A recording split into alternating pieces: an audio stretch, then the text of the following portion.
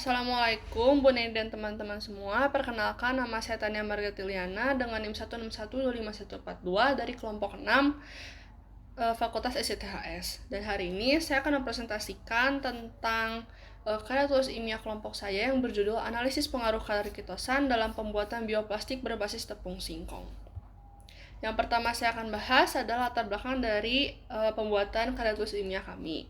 Jadi, latar belakangnya adalah peningkatan konsumsi plastik yang ada di berbagai sektor, seperti sektor industri atau rumah tangga yang telah menjadi masalah lingkungan global yang serius. Seperti kita tahu, bahwa plastik ini susah terurai secara alami, sehingga menumpuk di tanah maupun perairan selama ratusan tahun. Bahkan ratusan tahun juga tidak menjamin plastik ini akan terurai secara sempurna.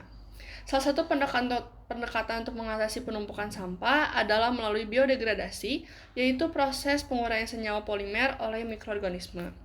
Oleh karena itu, kami berpikir untuk membuat bioplastik, di mana plastik yang lebih ramah lingkungan yang terbuat dari tepung singkong.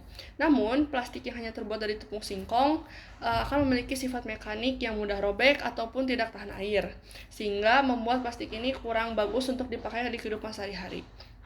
Oleh karena itu, kami memutuskan untuk menambahkan kitosan karena untuk berperan sebagai bahan yang membuat bioplastik ini lebih tahan air dan tidak mudah robek.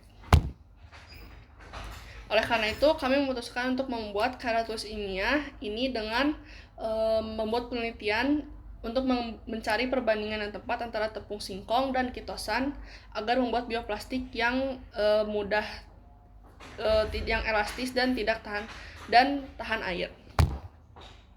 Di sini ada dua rumusan masalah dan dua tujuan. Rumusan masalah yang pertama adalah bagaimana pemanfaatan kitosan dan tepung singkong menjadi bioplastik dengan pendekatan lebih sederhana dan terjangkau, sehingga bisa dilakukan oleh orang-orang yang bukan peneliti. Jadi bisa dilakukan di rumah gitu. Lalu yang kedua, bagaimana pengaruh kadar kitosan terhadap sifat fisik bioplastik berbasis tepung singkong. Untuk tujuannya ada dua. Yang pertama adalah untuk memanfaatkan kitosan dan tepung singkong untuk menjadi bioplastik dengan pendekatan lebih sederhana dan terjangkau. Lalu tujuan yang kedua adalah untuk menentukan dampak kadar kitosan terhadap sifat fisik bioplastik. Masuk ke landasan teorinya dari KTI kami, yaitu plastik biodegradable adalah plastik yang dapat terurai oleh aktivitas mikroorganisme menjadi air dan karbon dioksida tanpa meninggalkan residu yang berbahaya. Sehingga plastik biodegradable merupakan bahan plastik yang ramah lingkungan. Bioplastik umumnya disintesis dari bahan-bahan alami yang dapat diperbarui, seperti pati dan kitosan. Bioplastik dapat diperkuat dengan penambahan kitosan untuk meningkatkan ketahanan dan memberikan sifat antimikroba. Kitosan adalah biopolimer alami yang berasal dari limbah cangkang hewan krustasea, seperti udang, kepiting, dan kerang. Kitosan dapat diubah dengan modifikasi secara kimia untuk dimanfaatkan dalam berbagai bidang, seperti bidang lingkungan, biomedis, dan industri pangan. Penambahan kitosan dalam pembuatan bioplastik pati singkong bertujuan untuk mengatasi kelemahan karakteristik pati yang mudah rusak dan mudah menyerap air. Ada banyak uji karakteristik dalam menguji bioplastik yang baik, namun dalam percobaan ini kami membuat 3 parameter utama, yaitu yang pertama, kondisi fisik, elastisitas, dan ketahanan air. Masuk ke metodologi penelitian, di sini ada 6 alat dan 5 bahan. 6 alatnya terdiri dari pertama oven, kedua loyang, ketiga timbangan, keempat wadah pencampur, kelima pengaduk, dan yang terakhir adalah gelas ukur. Untuk bahannya ada 5, yang pertama adalah tepung singkong, kedua adalah kitosan, ketiga gliserol, keempat air, dan yang terakhir cuka. Prosedur penelitiannya, kami membuat perbandingan sebagai berikut dengan variabel kontrolnya massa tepung singkongnya 10 gram dan massa kitosannya 0 gram. Dengan semua percobaan ini, total massa biopolimernya itu sama 10 gram. Oke, masuk ke langkah-langkahnya. Yang pertama adalah dengan melarutkan cuka dengan kandungan CH3COOH 25% dengan air menjadi 1%. Selanjutnya, kitosan dan tepung singkong ditimbang sesuai tabel yang ada di sini. Lalu tahap yang ketiga atau langkah yang ketiga adalah tepung singkong dilarutkan ke dalam air sebanyak 50 ml agar bisa bersatu dengan bahan-bahan lainnya. Lalu yang keempat, kitosan dimasukkan ke satu wadah dan dilarutkan menggunakan larutan CH3COOH yang langkah pertama sebanyak 50 ml.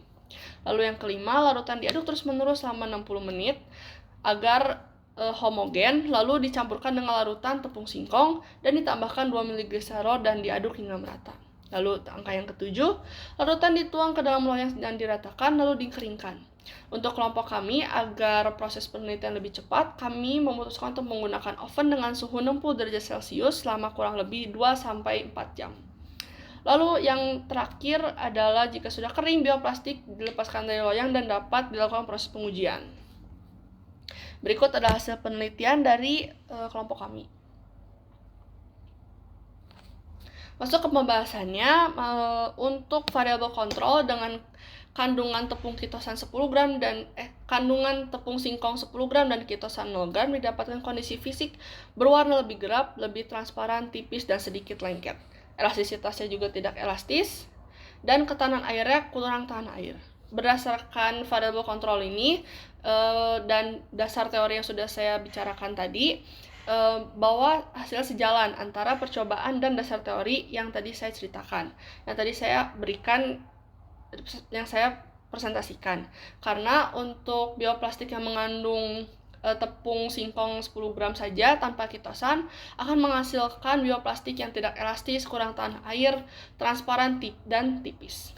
Lalu selanjutnya untuk tepung kitosan, untuk perbandingan tepung singkong 7 gram dan tepung kitosan 3 gram didapatkan kondisi fisik berbentuk lembaran, lebih tebal, cukup elastis, dan tahan air. Untuk perbandingan 1:1 atau 5 gram tepung singkong dan 5 gram kitosan didapatkan kondisi fisik yang kering, kurang elastis, dan tahan air. Untuk perbandingan yang keempat yaitu perbandingan tepung singkong 3 gram dan kitosan 7 gram didapatkan kondisi fisik bioplastik yang berpori-pori, kaku, dan kering. Elastisitasnya juga kurang elastis dan tidak tahan air. Untuk yang terakhir dengan perbandingan tepung 0 dan kitosannya 10 gram didapatkan kondisi fisik berair, lengket, tidak berbentuk lembaran seperti agar-agar, tidak elastis, dan kurang tahan air. Berdasarkan hasil percobaan ini didapatkan bahwa bioplastik yang mengandung kitosan itu akan memiliki sifat elastis, yang lebih elastis, dan ketahanan air yang tahan, dan berbentuknya lembaran. Kesimpulannya, berdasarkan percobaan dilakukan, terbukti bahwa kadar kitosan yang digunakan berpengaruh terhadap sifat fisik bioplastik berbasis tepung singkong.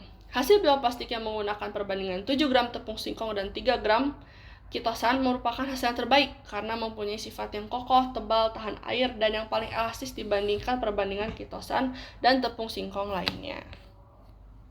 Oke, masuk ke saran.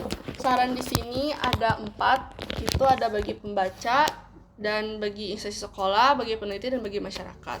Untuk bagi pembaca diharapkan dapat memperoleh informasi terkait pembuatan bioplastik berbasis tepung singkong dan kitosan sehingga terinspirasi untuk mencoba pembuatan bioplastik tersebut dan mengembangkannya. Bagi instansi atau sekolah diharapkan dapat menjadi referensi dalam mengembangkan proses program pendidikan lebih tepatnya berbasis inovasi produk biodegradasi. Lalu yang ketiga itu bagi peneliti selanjutnya akan mengangkat topik mengenai pembuatan bioplastik berbasis tepung singkong, diharapkan dapat melakukan eksperimen yang lebih mendalam dan lebih akurat. Yang terakhir bagi masyarakat, diharapkan dapat mengurangi penggunaan plastik dan mulai beralih dengan menggunakan bioplastik agar menciptakan kelestarian lingkungan dan memelihara bumi kita semua. Sekian presentasi saya tentang karya tulis ilmiah kelompok saya. Terima kasih.